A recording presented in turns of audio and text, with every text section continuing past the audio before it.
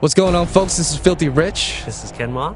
Today, we want to welcome you back to Inversion 101, and today we're going to discuss some in-depth strategies on offensive gameplay for Inversion. Alright, so let's talk about the Gravlink first. I mean, the Gravlink is what everybody's always asking about, right? Gravlink is essentially what's going to let you command gravity. I mean, you're going to always have it with you. You have it with you pretty much at the start of the game, and you take it from the enemy. Take it, use it as a tool of revenge, right? It's going to let you do all these cool things, and Gravlink itself is actually a weapon. So the Gravlink is a weapon, so just in case you didn't know, use the Gravlink and experiment with it, pick things up, and show it all around. Let's talk about the combinations that you can use with the Gravlink. So right now, the example that I want to jump into is the use of the Gravlink and low gravity. So the Gravlink is strategic. You can't use the Gravlink anywhere you want. What you have to do is you have to kind of plan out exactly where and how best to use this. So for example, when you're starting on the game, you're probably going to have about 2 or 3 shots of low gravity. So what you can do is you can use that on that sniper that's hiding behind cover. You can pull him up out of cover, and then you can use that as a way to distract him. His aim isn't going to be as good.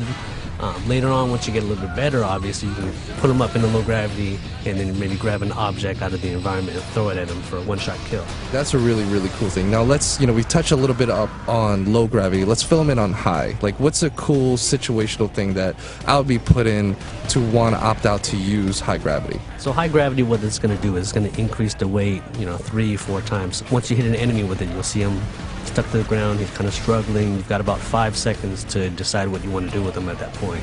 So, for example, Rich, I know if you're really good at up-close combat, you're just a master of the shotgun. What I can do is I can hit him with heavy gravity.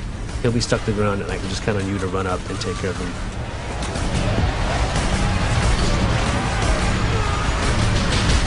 Movement, mobility is an important thing, but another thing we need to touch up on is zero gravity. Zero gravity are these entire portions of the level where the player, environment, enemies, everything is floating. Everything's always going to be constantly floating. That means grenades, they don't land, they go and float until they blow up. So how am I going to kill people?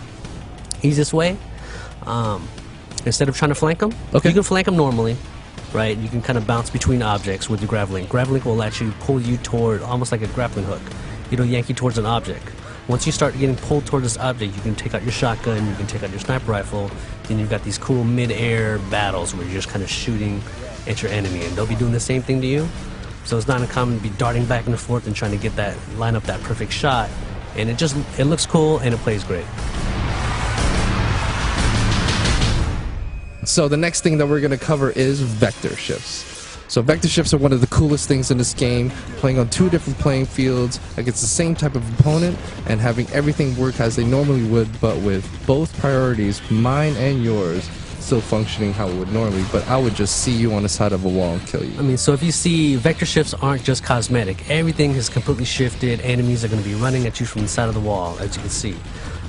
Now, because of that, they've got these different angles on you now. So your normal cover that you thought was safe is not necessarily going to work the right way. So they can get these shots on you. Your cover is already destructible. It's falling apart. What you're going to want to do in this situation, use your Gravlink, find out anything that's around you in the environment, anything you can find. That's right. So make sure, guys, I hope you enjoyed this episode of Inversion 101, where we talk about all the different offensive strategies. This is just a tip. We got a whole bunch more coming your way. Well, stay tuned. We'll see you next time.